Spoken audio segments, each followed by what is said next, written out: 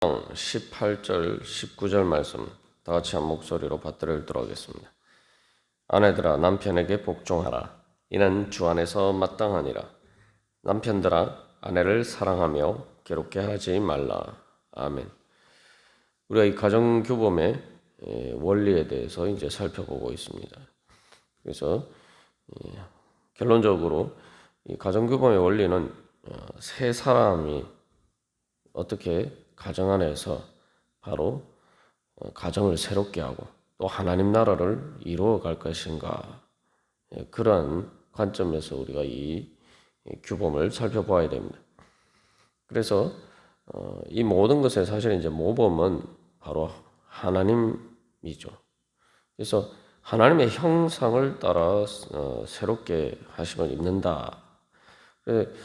그래서 이 하나님의 형상을 따라서 어떻게 하나님 나라를 이루어 갈 것인가, 그것이 이제 가정에서부터 이루어져야 된다는 거죠. 그래서 이것을 단순히 어떤 세상의 일반적인 가부장제적인 질서나 그 사회, 그때 당시에 사회 질서나 제도 가운데서 이 규정을 해석할 것이 아니라 주 안에서라는 그 원리에 따라서 이 하나님의 형상을 따른 하나님 나라의 원리에 따라서 어떻게 우리가 가정 안에서부터 그렇게 하나님의 뜻을 이루어 가야 될 것인가, 이제 그런 관점에서 이제 해석을 해야 됩니다. 그런 관점에서 보면은 이제 한마디로 말하면은 이 가정은 그 하나님 나라라고 할 때에 하나님의 형상을 따라서 다스리는 것이 어떻게 가정 안에서 나타나야 되느냐, 거기에서부터 시작해야 되느냐를 보여주고 있는 거죠. 그래서 이제 남편들 그리고 부모, 그죠? 그래서 여기 21절에서는 그 아비들아 이렇게 되어 있습니다만, 그리고 상전이라고 되어 있는 그런 사람들은 어떤 신분적인 차별에 따라서 어떤 세상의 그러한 권위적인 그런 자리에 서는 것이 아니라 그 가정을 다스리는 위치에 있어서 어떤 주님의 권위에서 주님께서 다스리시는 그 뜻을 따라서 바로 그러한 기능적인 정면에서 바로 그러한 임무들을 수행하는 것이고, 또 그런 것들을 통해서 어떻게 이제 또 복종하라, 순종하라 이렇게 또 나옵니다만, 아내들에 대해서는 이제 복종하라, 그리고 이 자녀들과 종들에 대해서 순종하라 이렇게 되어 있습니다만,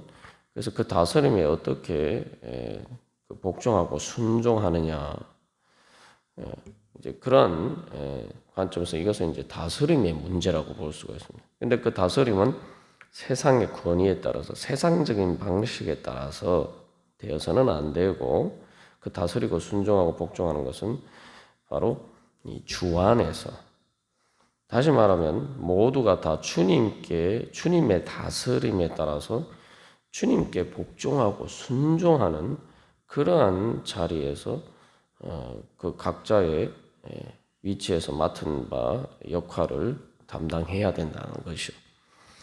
그런 관점에서 그러면 주님의 다스림, 예수님이 어떻게 그 제자들을 다스리시고 또 오늘 어떻게 교회를 다스리시냐, 우리가 이제 그런 관점에서 이제 이 말씀을 해석해야 되겠죠. 그리고 어떻게 또 복종하고 순종하는 것이 또 하나님의 형상을 이루는 것이냐, 어떻게 우리가 그런 관점에서 봐야 됩니다. 우리가 그런 관점에서 보면은 이것을 그냥 그 세상적인 질서에 따른 그러한 규범이다라고 생각할 수는 없죠. 그래서 이 하나님의 형상을 따라서 다스린다고 할 때, 거기에서 이제 하나님께서 인간을 창조하시고 주신 가장 중요한 하나님께서 인간에게 주신 사명이기 이전에 그것은 하나님께서 인간에게 주신 축복입니다. 그래서 그 하나님의 형상에 따라서 예수님의 그러한 권리와 또 예수님을 따라서 예수님께서 우리를 주님으로서 우리를 다스리시는 것처럼 어떻게 다스리시는가, 그런 관점에서 향할 때 바로 창세기 1장에서 하나님께서 복 주시면서 말씀하신 생육하고 번성하여 땅에 충만하라, 땅을 정복하라, 그리고 정복하고 다스리라 라는 그러한 하나님의 말씀이, 축복의 말씀이 바로 가정에서부터 이제 이루어져 가는 거죠. 그래서 이제 예수님의 다스림이 어떠한 것인가, 우리가 이제 그런 관점에서 생각하는데 할 수가 있는데, 그것은 또 이제 구체적으로 이제 우리가 또 살펴보겠습니다만, 먼저 여기 이제 아내들아 남편에게 복종하라, 또 이제 자녀들은 부모에게 순종하라, 종들은 또 이 상전에게 이제 순종하라, 이렇게 되어 있는데, 그러면은 하나님께서는, 하나님 자신께서는 어떻게 그 하나님의 형상 가운데서는 이 다스리는 과 순종과 복종이 어떻게 나타났는가, 우리가 먼저 그것을 보고 그 관점에서 우리가 이 말씀을 이해를 해야 됩니다.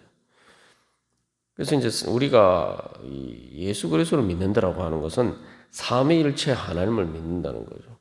왜 기독교의 하나님은 유일신이라고 하면서도 왜 삼위일체 하나님이냐?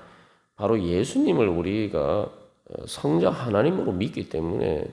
그러면 예수님이 하나님이시면은 그 하나님 아버지와 성령님과의 관계가 어떻게 되느냐, 이제 이것을 설명하는 것이 바로 이제 삼위일체 교리죠.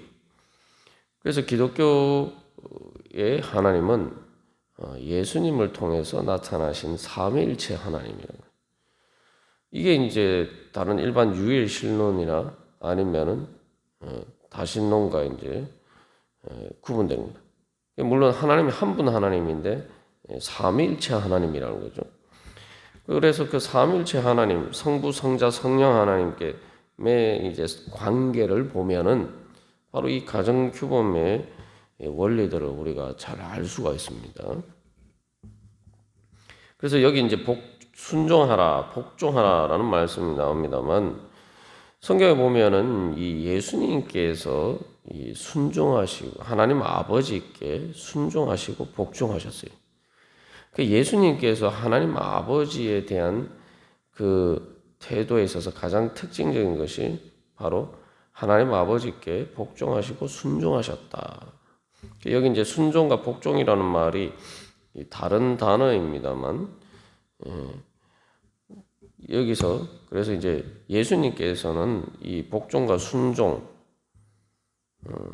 모두를 하나님 아버지께 행하셨다는 거죠. 그래서 예수님께서는 죽기까지 하나님 앞에 십자가에서 자기 목숨을 드리기까지 하나님 아버지께 복종하셨다. 빌립보서 2장에서 그렇게 이야기하고 있죠.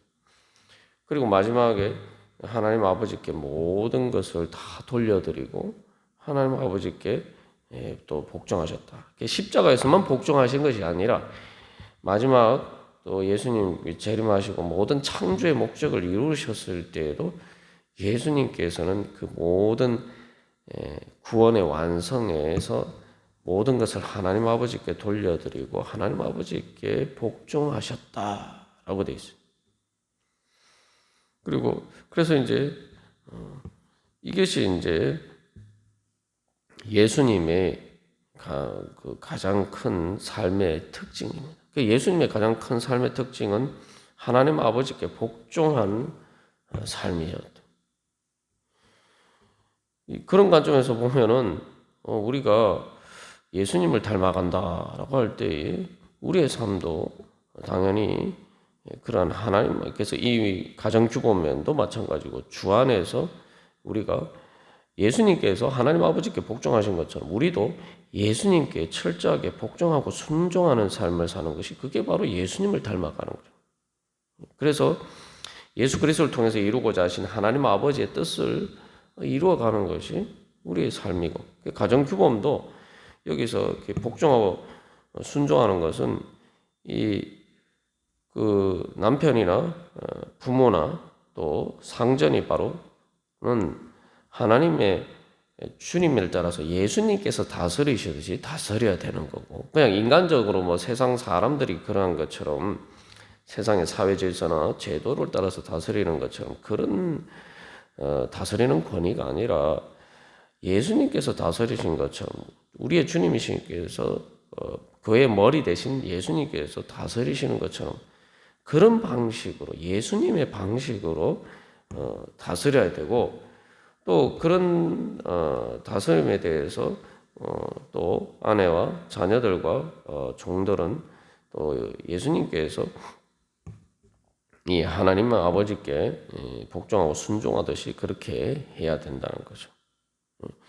그래서 이 예수님께서 그렇게 하나님 아버지께 복종하시고 순종하셨을 때에 그렇다고 해서 예수님이 하나님 아버지께 종속적인 위치에 있다라고 이야기하지 않습니다.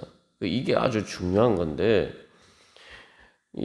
그 하나님의 경륜을 이루기 위해서, 하나님의 뜻을 이루기 위해서 예수님께서 하나님 아버지께 철저하게 복종하고 순종하셨지만, 그러나 삼위일체 하나의 그 교리의 가장 중요한 것은 바로 사역에 있어서는 그렇게 하셨지만, 그 예수님께서 맡으신 그 구원 창조와 구원 사역에 있어서 그 하나님의 경륜에 있어서 그렇게 종속적인 위치에서 순종하고 복종하시면서 그 일을 행하셨지만, 그러나 성부 하나님과 성자 하나님은 뭐예요?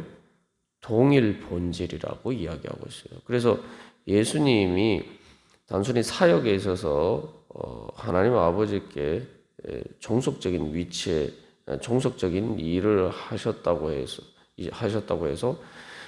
예수님께서 바로 하나님 그 본질에서 존재에 있어서 그 하나님보다 낮은 존재, 모든 천사들이나 모든 피조물 중에서 최고이긴 하지만 하나님과 다른 하나님보다 낮은 존재라고, 존재나 자체에 있어서 종속적이라고 생각하는 것은 이제 그 이단으로 정죄가 되죠.